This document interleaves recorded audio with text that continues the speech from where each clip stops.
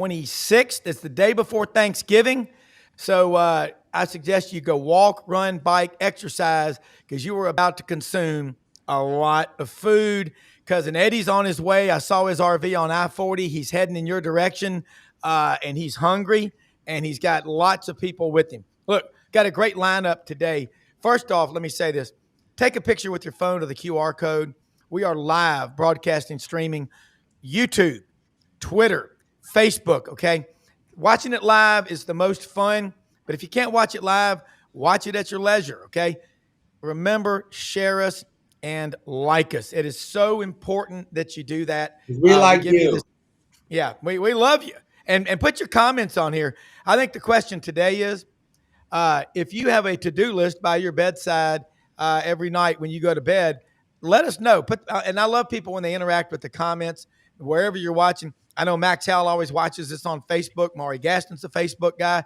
There's a lot of Facebook people out there. It is a huge platform. Kevin Scarbinsky, Scarbo Knows, joins us. If you hadn't seen his podcast, it's one of the best you'll ever see. It's on this channel. He does a couple of them every week. Oakley McFerrin, the intern, sophomore on the plains of Auburn. He's with us. And Dudley Dawson, Inside Arkansas, and Vince Ferrara, the sports animal in Knoxville, will join us, both of them, in the second half of the show, okay? So let's get started. Kevin, there's a lot of coach searches going on right now. We got the top 25 CFP rankings came out last night. And, you know, let's talk about there's been some movement as Jack Crystal, the legendary voice of the Mississippi State Bulldogs, Kevin, and I'm sure you heard him driving around at night all those years covering football, and you still do. There's been movement in the aisles here at Scott Field in Starkville, Mississippi. Oregon jumping Ole Miss. That's just a starter from that weird TV show that kind of looks like the dating game with Bob Eubanks, the CFP rankings. Yeah, they didn't improve. You know, we've talked about before, Rob, how when schools fire a coach and they put an interim guy in and they get an initial bounce, you know, there's a new enthusiasm, a fresh feeling. The players probably are a little embarrassed that they didn't perform well enough. Their coach got fired, and they, at least for a week or so, they come out and they play better. Well, first of all, by the way, SEC interim coaches this year, you know what their record is in conference games? 1-12. 1-12, and the only win is LSU with its interim coach over Arkansas with its interim coach. So maybe firing your coach mid-season is not really the best formula for improving that season. But this interim chairman of the College Football Playoff Committee, Hunter Yurachek, the Arkansas athletic director, has taken interim performance to a new low. He probably ended the 6-7 trend. With that cringy moment last night when – Wait a minute. Did you just go 6-7 and cringe at the same time? I did. Hey, listen, I got to say – No cap from Scarbo, bro. No. Yeah, cap. but listen, Brendan, listen. If you're a basketball – especially you've seen this with women's basketball games, and they have these education days, and they invite middle school kids, elementary school kids, and there's nobody else in the gym. It's 3 o'clock in the afternoon in November, and – when they get to 67 points and those kids go wild, that's a cool thing. You got to admit, that's kind of fun. But Hunter Yurachek, the real key, though, and that's just trying to be cute and funny, but the question that Reese Davis asked him, have they discussed what to do with Ole Miss if Lane Kiffin doesn't coach the playoff? If after the Egg Bowl, Ole Miss is in the playoff, but Lane Kiffin decides he's going to LSU or he's going to Florida, and Ole Miss says, see ya, and they have an interim coach, will that affect their ranking? And Hunter Yurachek didn't answer the question. Well, he did say they hadn't discussed it yet because they don't have to discuss it yet because it hasn't happened. But that's something to keep an eye on going forward. And it was not a good sign for Ole Miss that they fell behind Oregon last week, which doesn't make any sense. Oregon's best win now is over USC, which is what now, 17 or so in the rankings. Meanwhile, what's Ole Miss's best win? At Oklahoma, which is in the top 10. So why would you jump Oregon over Ole Miss? And here's the real key, guys. What this means to Ole Miss, you slip another couple of spots, and guess what? you're not playing a home game in the first round of the playoffs. And how important would it be to the Oxford community in the state of Mississippi to have a home playoff game? That's what Lane Kiffin is potentially messing with. And he's really burning up all the goodwill that he's generated in his 6 years coaching at Ole Miss. You go back and you look, I mean, in 2007, when Tommy Tuberville was allegedly flirting with Arkansas, and he was over, I think, duck hunting, maybe with David Griffith around Helena down in the Delta, 70,000 acres of cotton some years. That man is stronger than, boy, he's strong. Look, that wasn't a good look. I remember when he flew back into Auburn, a friend of mine whose father was a legendary coach at Auburn, remember they went down to the little hangar. They didn't go to the main place where you land at Auburn International Airport. The Savannah, it just didn't look good. And then in 2008, Tony Franklin mysteriously was hired as offensive coordinator at Auburn. And after the Vanderbilt game, I was there with my kids, and Vanderbilt beat Auburn 14-13. I told Hallie Wilson and Max, I said, somebody's going to lose their job before they pull out of the parking lot, because Auburn hadn't lost to Vanderbilt at that time since 1955. Of course, I wasn't around. My dad was there. His first year in the Army after graduating from Auburn, Vanderbilt beat Auburn 25-13 in the Gator Bowl in Jacksonville. Guys, this is strange. This is strange what is happening right now. But Hunter, you're a check. Yeah. I was just going to say, I think what's important to understand, I heard this, I hear so much anymore. I don't even know who said it anymore, but somebody was talking on our show, I think it was last night, and they were just talking about all of this, this is how it used to be. Tradition is great. It's part of who we are. It's part of the SEC. And this is really, Oakley can comment here. It's just, but things have drastically changed at the level of the student, at the level of the student athlete. All these things have changed quite a bit, right? Everybody wants Lane Kiffin because Lane can relate, right? Lane knows how to be cool. And I think Lane can relate to the new athlete who's making money, right? There's a part of this is that you have to be a mentor to the students and the athletes who are on your team based upon their current living or life situation. Well, now you can relate. You got to show these young men, how do you act when you have some money in the bank? How do you act when you do these things? Because your integrity matters. Your bank account doesn't speak for you. This will follow you, right? This matters. Dear Lane Kiffin, you've been doing this shit for too long. Stop it. Yeah. Stop it. Yeah. Because you had a chance. Look, man, I'm 51. I had to hang it up. I had to do the party. I had to close it down. I had to take care of business, become a father, all those things. Good for you, bro. I'm glad. But here's the deal. Don't mess it up now, man, because it matters. Yeah. It matters right now, because I don't care how much money you're going to have. Ask Urban Meyer how he liked being run out of Florida. He didn't like it at all. And so much so he wanted to be a part of Swamp Kings and make a difference and change that perspective. It matters what happens when you're gone. And I just think, man, you had a real shot, because 4 years ago, the team offering you $90 million didn't even want to sniff you. So it just really is unfortunate on many levels, because as a mentor, he's failing his players in a lot of ways, because he's not showing them how to act when you're on top or when you have a little ching or whatever it may be. He has a audience and he's sort of missing it. And I'm disappointed that he did that in a lot of ways. And I'm sort of really getting off the Lane train as far as I'm concerned, because I don't want that shit in my house. Yeah. And I think that he is, he's the narcissist. Drink. Come on. You're up, baby. Come on, Drinkwitz. All right, hold on a second. Let me. I'm gonna jump on this train that Brendan just launched down the tracks. Lane Kiffin is different. Lane Kiffin is more mature. Lane Kiffin has grown up. Lane Kiffin stopped drinking. Lane Kiffin has lost weight. Lane Kiffin does hot yoga. Lane Kiffin stayed in Oxford instead of going to Auburn because his daughter tugged on his heartstrings. He's all about family now. His whole family has moved to Oxford. Why would you leave that? Why would you think about leaving that? You've got a team headed to the playoffs. If he is indeed the new version of Lane Kiffin 12.0, and he is a more mature person than he's ever been, he wouldn't be doing this. He wouldn't be putting Ole Miss through this during the greatest season in Ole Miss history since I was about 1 or 2 years old in the early 60s, okay? Yep. So Yep. makes me think all this image polishing, the E60, the Ryan McGee fawning piece on Lane Kiffin was a lie. That Lane Kiffin has not changed. And fundamentally, he is the same person he's always been. He's the same person that forced Nick Saban to make the most drastic move we've ever seen a week before a national championship game and kick his offensive coordinator to the curb because he'd already accepted another job at Florida Atlantic, and he wasn't mature enough to do both jobs through the national championship game. Let me say this. Yeah. And before I go to Oakley, I've learned this about people in life. Zebras don't change their stripes, just their watering holes. Oak.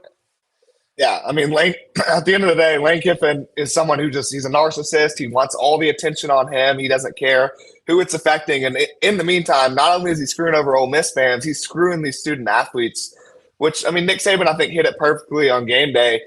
It's just so unfair to these student athletes. You're 10-1. You're going to the rivalry week, and you have to worry about, is my coach going to be there tomorrow? When you should be focused on winning a national championship.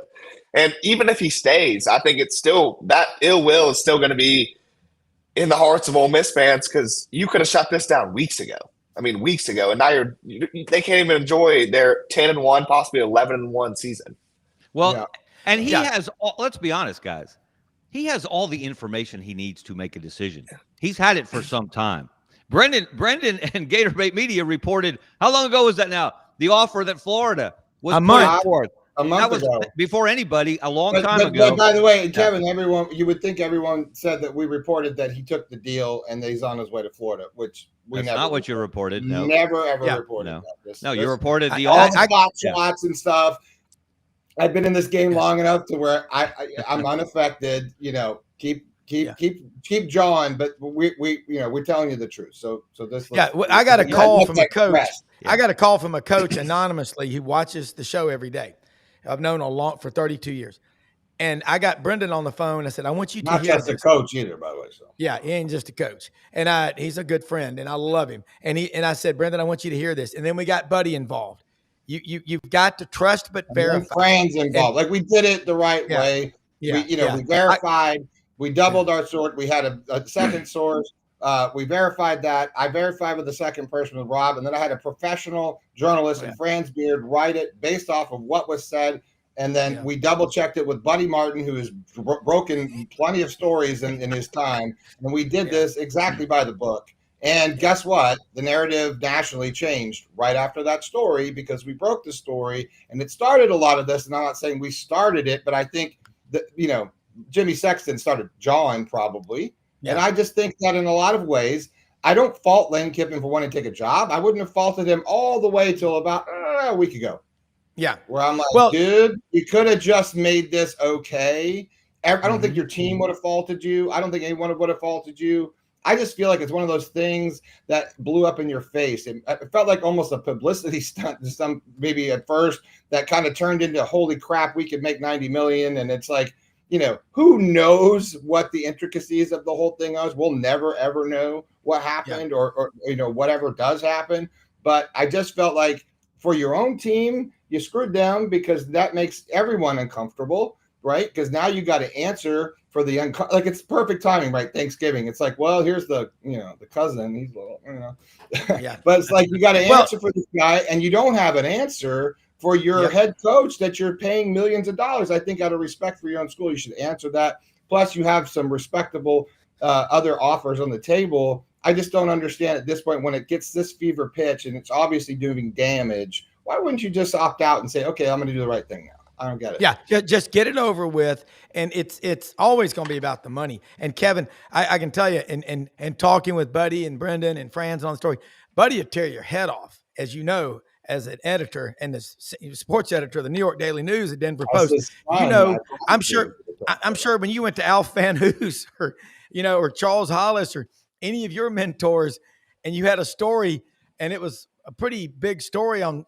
whoever, they were like, son, You better get that one right, didn't they? It's not like you can't just throw stuff out there and hope it sticks You're against not the wall. talking. Kevin Scarbinsky is one of the most, is Yeah. a very decorated journalist himself. So, Well, Yeah, everybody exactly. that Brendan, You've been doing it a while. everybody that Brendan mentioned, including himself, his dad, friends, et cetera, those are longtime professionals. And that's why I knew the story. If I see where the story's coming from, I know if it's right because I trust And you certain have to people. be, You have to, and that's why it's harder than ever to be a media consumer because there are more people who call themselves media members, and you have to be more discerning than ever about who you trust and who you know is plugged in, who you know vets information properly. And I can relate the search for Nick Saban at Alabama.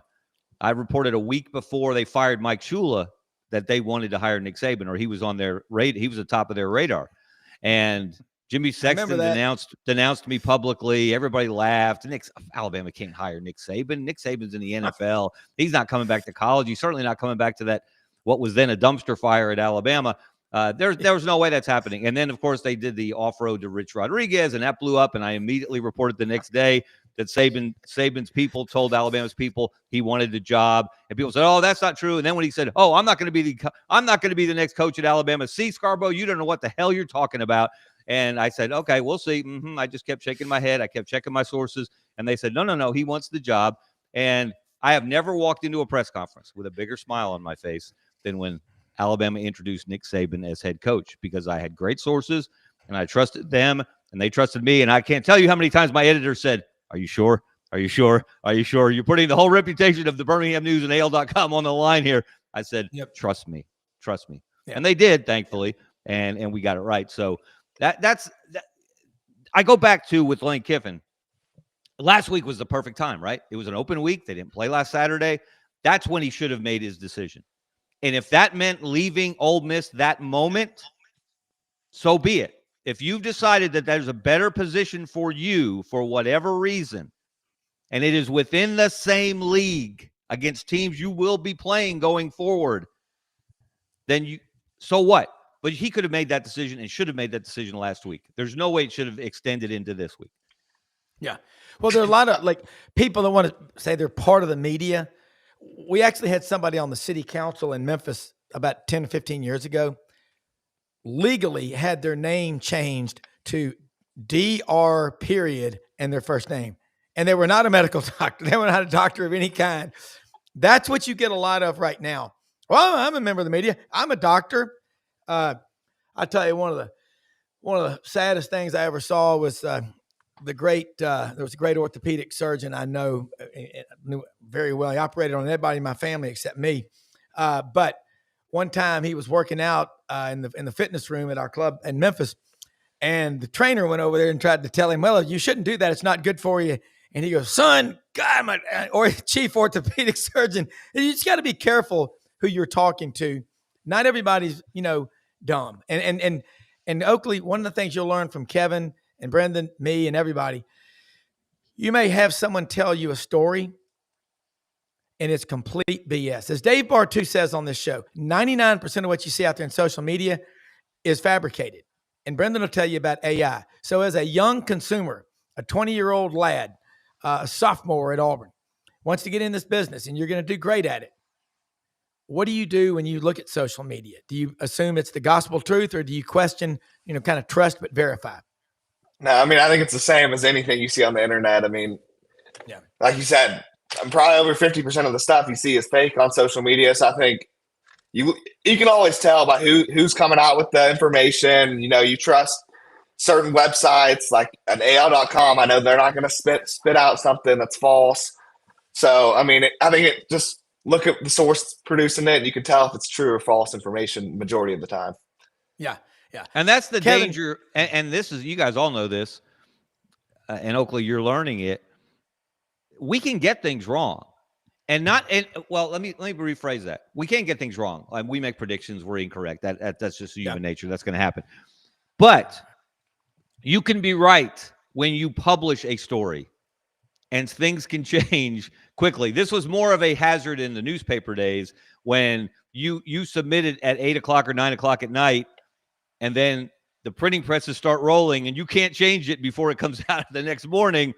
And during that Saban search at Alabama, when they took that off ramp toward Rich Rod, because certain power brokers at Alabama got nervous. What if we wait for Saban? And he says no, because he's not coming until after the NFL season is over in January. And so they had a deal in principle with Rich Rodriguez. His attorney was in Tuscaloosa on a Thursday night. And our beat writer at the time, you might recognize him from the NFL Network, Ian Rappaport. He was the Alabama beat writer for the Birmingham News and AL.com at the time. He reported, and the headline said in that Friday morning's paper, Rich Rodriguez in Alabama agreed to a deal in principle for him to be the next Alabama coach. That was absolutely right. And by the time the papers hit the streets, everything had changed. So it turned out being wrong. But when it was written, it was right. And things changed. And things changed rapidly in coaching searches. Yeah. And I want to ask you this too. There's the national media guys, the flyovers, and then there's the local. And when Brendan and I were putting everything together, a year and a half ago, Brendan's big mantra was drill down local, which I love. I mean, you fly from New York to LA and it's flyover country. That's an overused term, but it's true. We know it is. I have 16 schools that we cover on this show. It's like a father. I got 16 kids. I got people at every school, multiple people. And then I always say, well, if the local people aren't saying this, why is some national guy going to do it? I'm not criticizing him, but by the way, Ross Dellinger's from Biloxi or Pascagoula. He's a Mississippi guy. He's got great sources. Do you know Ross, Kevin? I mean, I'm trying to get him on the show. He usually flies on the days, but I'm trying to get him on Fridays. But he says he's going to come on. But Hartwell knows him pretty well. But yeah, I don't know Ross personally, but he's a good journalist. He's a proven journalist. He is. And he started local. I'm glad to hear you say that, Robin. You certainly have demonstrated that. You guys, Brendan as well, have demonstrated your affinity and your understanding that local guys are the ones doing the hard work. They're the ones shoveling the coal every day, keeping the heat on. Yeah. They're the ones developing the sources. They're the ones that know these true stories on the ground. And they're good reporters nationally. But I can tell you there are certain guys, in fact, and I don't want to say his name because he's a friend and I think he's a really good journalist. But if I see a story by him, I think it should be a double byline by him and Jimmy Sexton. That's how plugged in he is to Jimmy Sexton. Because we won't name names. That's not a bad thing. That's not a bad thing because you want to have relationships with the agents for these guys, but you have to understand the agents have an agenda. Yeah. By the way, last Saturday morning, I'm watching. I love Marty Smith. I think he's really cool. I like him. I had him on the show one time back in the early summer, and he did a piece on Gunnar Stockton at Georgia. And I texted him and said, Marty, it's one of the best pieces you've ever done. You are so damn authentic, and it comes through loud and clear. Because, he's from up around Smith Mountain, Blacksburg, Virginia. Grew up really close friends with Shane Beamer, NASCAR. He's just every man, And he fired right back and said, man, that means the world to me. Thank you so much. He actually cared, And that was funny when he came on the show. Brendan remembers this. I tried to get him on, and he piped in about 10 minutes into the show. He goes, hey, sorry, I've been up all night, just landed. You got room for me on the show? I said, hell yeah, come on in here.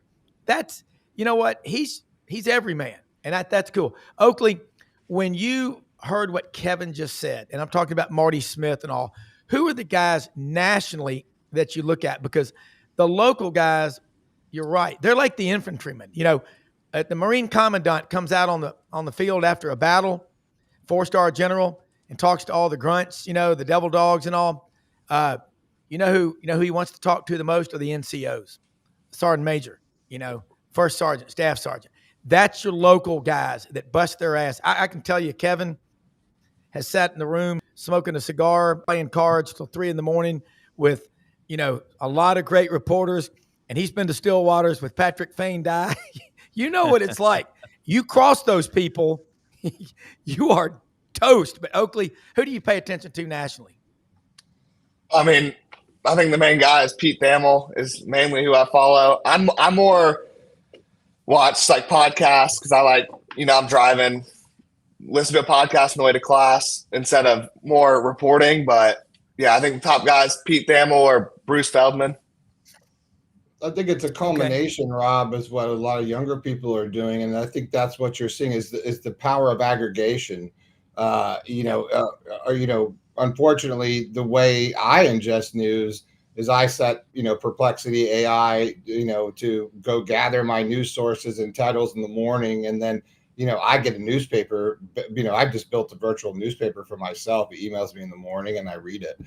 I know, and then it's like, again, it's aggregation of all the things out there, and then delineating your own opinion, about what it is. And I think that's what it's been for a while, Kevin. I think what we've seen with this story, in a lot of ways, is really good for journalism, because there have been too many people just bottom feeding off of Twitter feeds and running for like, oh, I saw this post and that post, and they've been some sleuthy like internet I guess journalists or whatever. But I think this story is gone to show you that a lot of people reported a lot of things that were incorrect. Good people, because they saw a post or they saw that, or they saw like, oh, I saw this person posted, so I trust them. I saw that person posted and I trust them. But then it's like, wait a minute, was that a real account? I don't know if that was a real account. But then Twitter did something the other day where they revealed the location addresses of every one of these accounts, where you can see the origin of the account now. And now you can say, oh, well, maybe that was a opposite team's rival or whatever. And we saw the political side of that. I want to get into it. So the point is that, we have to do this as journalists, but you also now have to be shoe leather journalists again. You got to start making phone calls, right? Yeah. You got to start calling sources. You got to have relationships. You got to get out there, and you're not going to do that sitting on the internet. So it means you got to go to press conferences. You got to go and know what's going on. And who are those people, Kevin? Those people, and I'm answering questions in the chat as I'm talking here. But it's like, the people that know are the people that go every single day. It's their job, 40 hours a week, to cover this one team, even more. They talk about it at night in podcasts, and they go every single day to cover the beat. Yeah, let me correct you, Kevin. He went easy. 40 hours a week. 80. I remember when I was a young TV reporter, WRBL News 3 on your side on 13th Street in Columbus, Georgia. I'll never forget. 6 o'clock news. One of our sports guys had been at a baseball game over in Auburn, came back and said, yeah, I heard from one of my folks at Auburn, Larry Chapman, who was at Auburn University Montgomery, would be named the basketball coach tonight.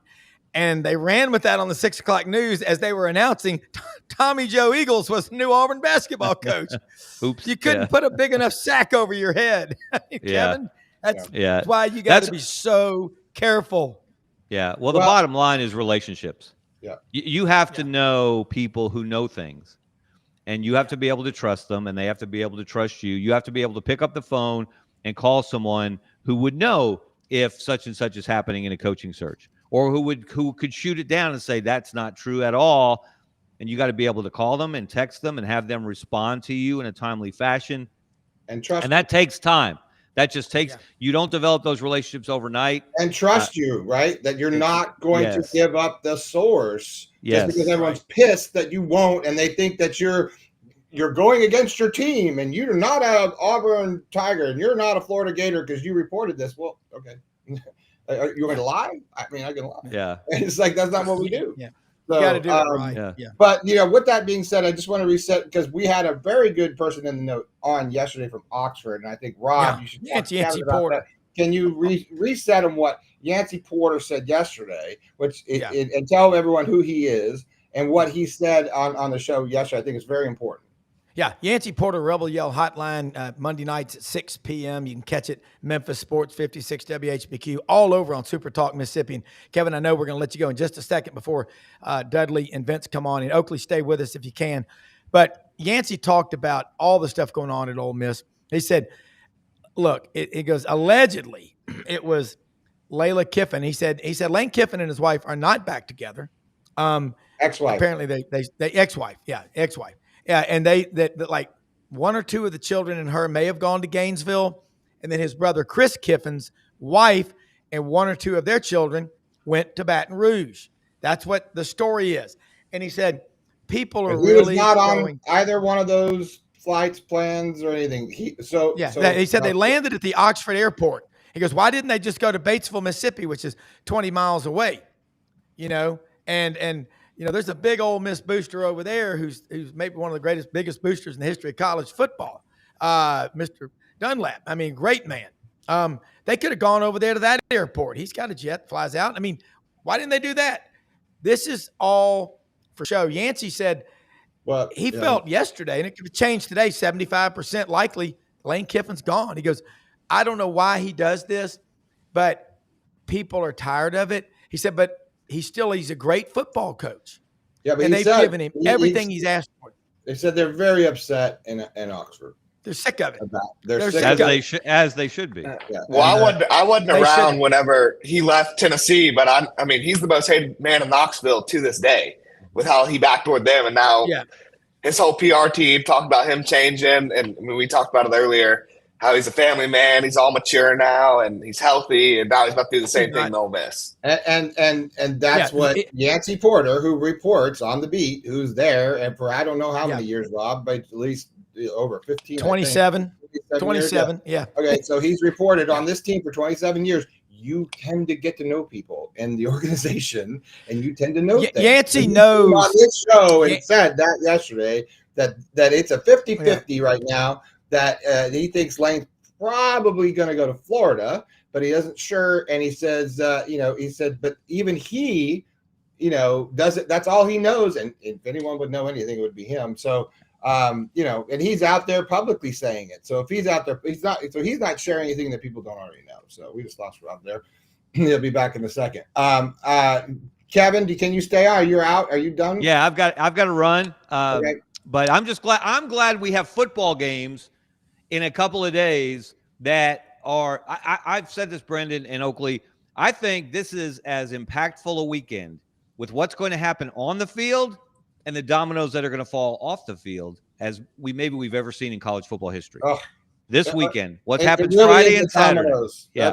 SEC, that's what the name of the show, SEC Coaching Dominoes of Fall. Once it goes, it's going to be like, where's drink? Where's everyone going? The round robin. So, Kevin, tell everyone how they can follow you, how they can, you have another episode that we're dropping right after this show of Scarborough Knows. And then you have a live show tomorrow. Where can they read your stuff? We'll push that tomorrow, since tomorrow is Thanksgiving. We'll push that back to Friday. I mean, sorry, I don't have holidays. I don't work. I'm just constantly working. I understand. You have to tell me it's Christmas around here. I don't even know. I got you. Best thing to do, I always tell people, follow me on Twitter /X at Kevin Scarbinsky. You can keep up with my columns in the Birmingham News. Find them on AL.com. You can find the podcast on the Sidelines.live network, also on YouTube, Kevin Scarbinsky _Scarbo Knows. That's right. So I hope all you guys and your families have a great Thanksgiving. Now, what's your favorite? What's your favorite Thanksgiving? Before you go, you got to tell me your favorite Thanksgiving food. My favorite food. Do I have to narrow it to one? I love turkey. I've seen people taking shots at turkey lately. I love turkey, but I'm a pecan. Is it pecan or pecan? Either way, that's my go-to. That's my go-to dessert with vanilla ice cream on top. I will die on that hill. Love that. And I may die if I eat too much of it tomorrow. Thanks, guys. It's Kevin Scarbinsky. Happy Thanksgiving to you, sir. Thank you for everything. We love you. Kevin Scarbinsky, part of the family. Oakley, you got to go to class. You're not in class. Nope. Thanksgiving break. All right. So you hanging with us through the break, or are you going to be here? Okay, cool. We got Oakley, and we're going to bring in. We're just talking about how Mr. Lane Kiffin exited the University of Tennessee. I can't do the Rob thing, but I'm very short-winded. Vince Ferrara you do so much. Fall Network. We'll just go with that. Hello, Mr. Ferrara, and the secret bear in the background. That's sort of psycho. There it is. And then Mr. Dudley Dawson from InsideArkansas.com/hogville.net covers all things Arkansas, all things Razorbacks, and he's got a funny few quips in between.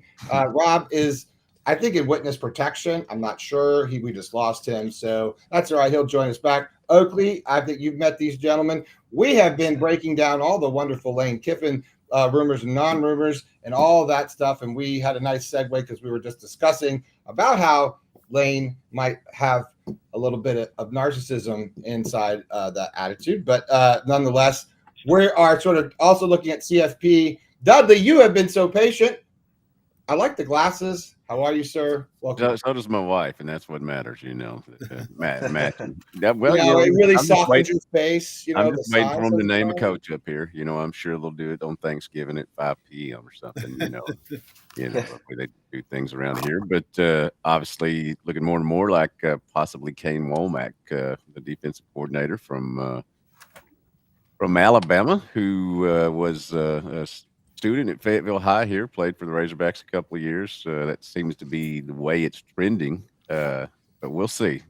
These things, they tend to flip around at the end. So is like y'all, I'll just wait around and see what Lane does and then let everything go.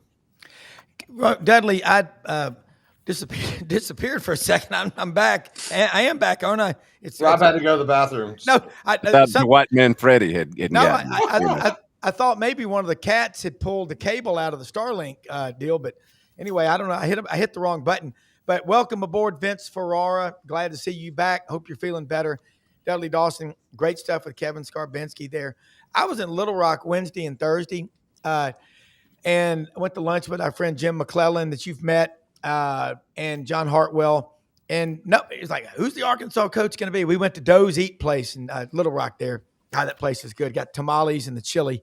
And went back in the Clinton room where Bill Clinton used to go hang out in the back there. It's pretty cool. Everywhere you go, there's something about Bill Clinton in Little Rock. But, I mean, these coaching searches, and Dudley, you always say, and Oakley, he's right. He doesn't traffic in rumors, and neither does Vince. Nothing really gets out. Dave Bartu said he's been involved in a lot of searches. Nothing ever gets out. So it's interesting. Vince, hop in here. It's rivalry week. We had Arkansas and Texas last weekend. That was a good game until late. This is the first time in history, guys, ladies and gentlemen, bowlers as well, that Vanderbilt and Tennessee are both ranked at the same time in this rivalry. How big is it going to be in Knoxville on the banks of the Tennessee River? I mean, this is really big. Well, Tennessee fans are going to be fired up for sure because they want nothing to do with Vanderbilt in the college football playoff, one, and two, them having scoreboard for 365 days over them, which typically in history does not happen very often. But man, I'm sure Tennessee fans could not imagine having to hear from that fan base that they had a better season than you, they beat you, and they went to the college football playoff. And Diego's mom danced on your logo. Yeah. Probably so. Aside from the playoffs, I mean, I think the worst case for Tennessee is letting Diego Pavia walk into Knoxville, drop, 38 points, and you have to hear from him for the next, however many years. Exactly. And then he would basically be backing up his comments in the offseason about how they're taking over the state. So then he could brag about that. And it would send Vanderbilt into another stratosphere in their program's history. Now, will they stay there? It will be difficult, but just getting there is incredible. Just the fact that they're even sniffing it is still hard to comprehend. And they'll be able to brag about it to Tennessee fans and across the country. And who knows, maybe start opening them up to get 5-star talent and that kind of stuff. So Tennessee wants nothing to do with that. They want to put Vanderbilt in their place that they typically are at. My co-host this morning was Kevin Simon, who was a great linebacker at Tennessee. Rob, you'll remember him. Yeah. Oh, yeah. And he played in the NFL as well. So and then we have Matt Sims on, a former Tennessee quarterback that works for Sirius XM and ESPN Radio. And both of them said, we don't lose to Vanderbilt. So that's the fan base. That's the former players. It's just the mindset. And there's plenty of motivation to keep Vanderbilt from having that scoreboard for the next year. Yeah. Dudley, you think about it, this is WrestleMania type of stuff. I mean, Diego coming in to Knoxville Saturday. I mean, God. Via boat. Coming in via boat. Yeah. Couldn't you see him coming in? Navy, yeah. Yeah, in a dugout canoe, just he is ready. And I think Diego, I don't know if he's going to make it in the NFL. It doesn't really matter. But I mean, the Tennessee Vandy game, man, I mean, people are going to come out of the duck blind early for that one. Of course, we don't hunt past 10 o'clock anyway. But yeah, this is somewhat similar to Arkansas and Arkansas State. Arkansas had to win that game, and did handily. It's actually the last one they won. I'm 62 now. I think the last Arkansas win was when I was like in my 50s. Yeah. But that was one of the wins I thought they had to have. I didn't realize that was going to be the last one that they got. They won one game in Little Rock and one game in Fayetteville.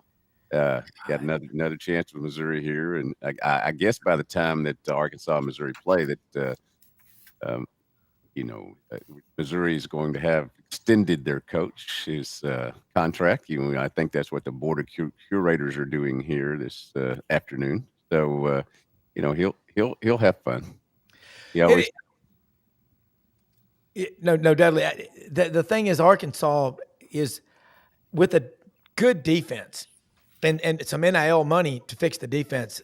They're probably a 9-win team right now.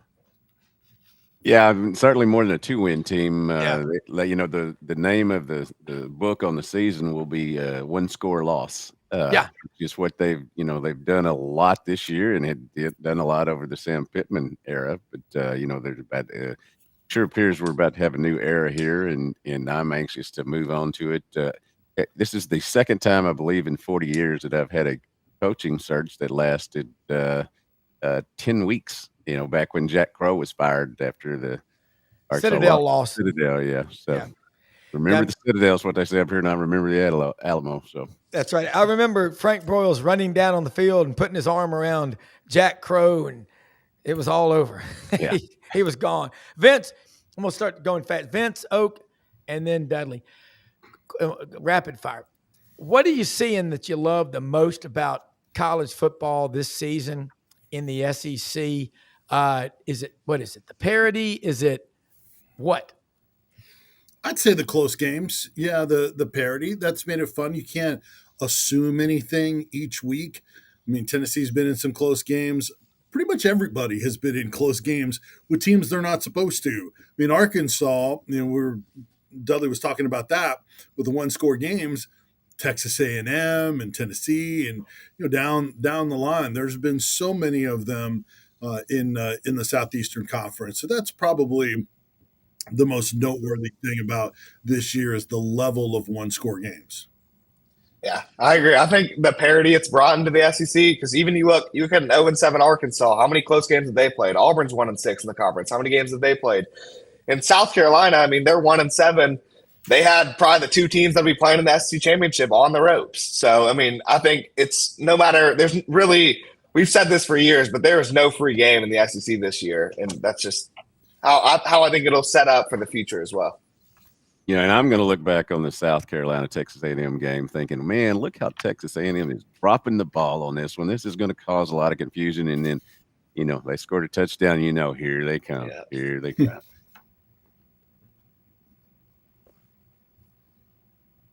I think we just lost. I think we lost both of them. Well, Oakley, I think, and just a quick word on Tennessee and Florida last week. That game was not an assumed win for Tennessee. I know people looked at the record of it, but I had a hard time believing that Tennessee would play well in Gainesville. It had been since 2003, but even when you looked at separated and looked beyond just that streak, Tennessee had not been playing their best ball, but they played their most complete game. So I think that's another thing that has kind of turned the corner and increased the belief for Tennessee fans going into this Vanderbilt game is they've finally seen Tennessee play a good game, check a box, and not having won in Gainesville since 2003. Had they lost that game, it would have taken some steam off of this Vanderbilt game, but it's been reinvigorated by what they did in Gainesville, even if the college football playoff is out of their realistic reach. All right, so we saw the playoff rankings come out last night, and Dudley, you got to be asking this question. I'm sure you are. Hunter Yurachek, the athletic director at Arkansas. He's from Richmond, Virginia, I believe, came to Arkansas from Houston. Shouldn't he be focused on finding Arkansas football coach? Or, as Dave Bartu said on our show Monday, I think 3, maybe all these SEC coaching searches have been done, some of them for 2 or 3 weeks. So he's already got it done. so he can go be Bob Eubanks, the dating game, the CFP show last night. He's gotten a lot of criticism from inside the state on how he's handled that. I mean, first of all, I guess it's cool when you get to be that, put that on your resume. I mean, that's pretty cool. But I've been doing that 6'7" stuff a little bit, and when he did it last night, I was like, so that's what I look like when I'm doing it. It's no matter who they hire here. If that person doesn't turn out to be a good coach, or it doesn't work out here, he'll get the blame for it. And if the coach comes in and wins, that coach will get the credit for it. He's in an unenviable position in that if he makes a great hire, he's not going to get credit for it. That's just how it happens around here. Vince, Tennessee right now, Joey Aguilar, is he petitioning to come back again next year on the Pavia rule? And if he does, is Merklinger going to stick around from Savannah Christian? Well, it is a big topic of conversation around here, and honestly, anyone that says they know how it's going to play out is strictly guessing or taking a side or speaking on hope. Yeah. We had Brent Hubbs from VolQuest on, and Heath Schuler is a weekly guest with us, VFL great, and he was in politics, so I think he understands how the legal system works also. Yeah. And look, it's going to depend on who the judge is. So we don't know who that's going to be. So how can you make a determination? Depends on who gets assigned that case and what else may have played out before that. But he's not talking about that. But there have been the reports that he has joined in to that lawsuit, and then seeing how that case plays out. So he would like to get another year. He's meant so much to this Tennessee football team. If he wasn't the quarterback, there'd probably be about a 500 team and below 500 in the SEC. Yeah. And he's been an absolute difference maker, perfect for this offense and their evolution. And look, if he comes back, somebody's probably going to go. Merklinger would seem, even though I have no information on this, he would seem like the most likely candidate to leave because he would be entering his third year without still having played.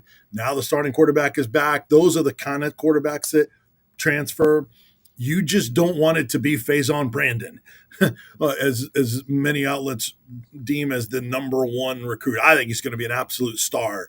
So it might be best case scenario to where you don't have to force him onto the field in year one, give him a year to kind of get acclimated, and then in year two, run with him as your guy. I think he's more ready to play than Nico was. He's more physically ready also than Nico was, who's super skinny.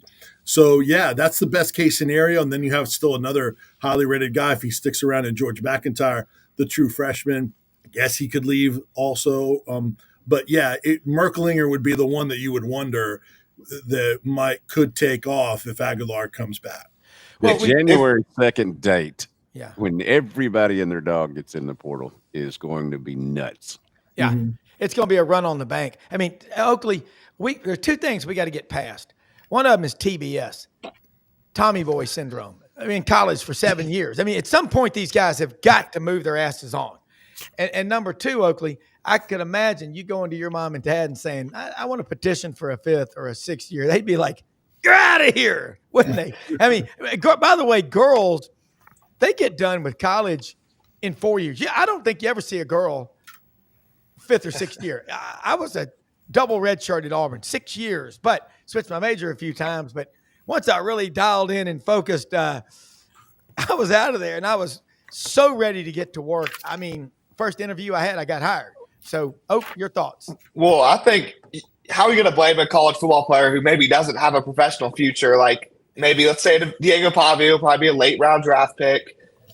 Why would you blame him for staying another year in college, getting paid $2 million? I mean, that's not a player problem. That's a college football problem. If you want it to stop, it has to start at the top. So you can't ever blame the player because, I mean, they're living the life. That's the best job. You're making $1 million playing college sports. I mean, Oakley, could you imagine Vince, Dudley, when we were freshmen in college, having $1.5 million in your checking account? I mean, how do you get out of bed in the morning? You don't. You have somebody do that for you, whatever you were going to do that day. If you've got $1 million, that's the way I think I'd do it. Having been a thousandaire, it's been a little bit different for me. So, but yeah, I mean, Oakley's right. There's so many guys who are making better money playing football or standing on the sideline and watching others play football than they are out in the business world right now. I mean, it's scary out here. Yeah, Vince. Let me just say this about the portal. You mentioned January 2nd. Believe me, starting whenever games end this week, Thanksgiving week, that's when you're going to start hearing players announcing on their social media that they're going to the portal. So the portal announcements aren't going to wait till January 2nd. That's when they just officially hit the portal. Yeah, I'm going to be watching Twitter of Arkansas players in the second half. It could be somebody that didn't get the start or benched or not getting the snap. Yeah, absolutely. So yeah, you can make an announcement anytime you want, and they're going to the portal. Unless something happens, you turn around and give a guy a deal that he might have been leveraging for. So there are exceptions, but generally it's the players that will announce that they're going to the portal, not seeing that list on January 2nd. Yeah, and the run on the bank, yeah, it'll be. Oakley's right. The adults have got to take back control. Mm-hmm. This like the 10-week coaching search at Arkansas, it's just clouded the whole season. I really wish we could get back to focusing on the games that are being played. And I mean, this weekend we've got all these rivalry games. Georgia Tech, Mercedes-Benz Stadium. Georgia Tech sold that game for $10 million. Can't blame them. It's 2 miles down the street, down 85, right there to Mercedes-Benz Stadium. Golly, and there'll be a gazillion people there. And you can get a Chick-fil-A sandwich because it's not going to be on Sunday. So That's right. That's right. And great point. I agree. And I heard Rick Neuheisel talk about how, look, these things are fixable. Oakley's right. This is the grown-ups problem in this setup, not the players. The coaching changes. Like, I hate James Franklin being hired during the year while we're still playing this season. Like, it's just he's on the sideline. It's not right. And so if you change the calendar and move signing day back and move the portal back, now maybe you lose spring practice. Hey, people aren't playing spring games anyway. And players wouldn't have to skip out on their senior years of high school or the last half of high school and skipping prom and all that. Then they can stay in school because they don't have to rush in to sign with their schools. Push everything back. Let them finish out high school and that part of their lives that they won't regret missing, and then have the calendar. The coaching changes won't have to be rushed in because of signing day. So they could fix that, and it goes on and on to moving everything back and have some OTAs. You quit making sense over there. You quit making sense. Yeah, I know. No, there's the perfect models right in front of us. Just look at the NFL. That's what college football is now, like it or not. It's free agency in the transfer portal. Now you've got a whole playoff system. The model's right there. That's all I have to copy. Nick Saban said it perfectly on game day. What if we just made Nick Saban the commissioner? Well, I asked Rick Neuheisel about it. And he said he'd love to be commissioner. I had him on the show, I think 5 times. And, Brendan used to caddy for him at Castle Pines out there. Oh, really? In Colorado. Brendan was caddy for like 15 years. He knows a lot of people. But I like Neuheisel. He has a law degree. Yeah. From McClintock, in Phoenix. And his son, we know the story at UCLA. Right. Rick Neuheisel is just a damn good person. I really like him. And when he comes on the show, he's so good. But he's doing a show right at the same exact time as us right now. And it's a great show. And I listen to it a lot. I think you made so much sense. All 3 of y'all have. And you know what? All they got to do is just, let's put Ward Cleaver in charge. I mean, just common sense, and say, okay, here's what we're going to do.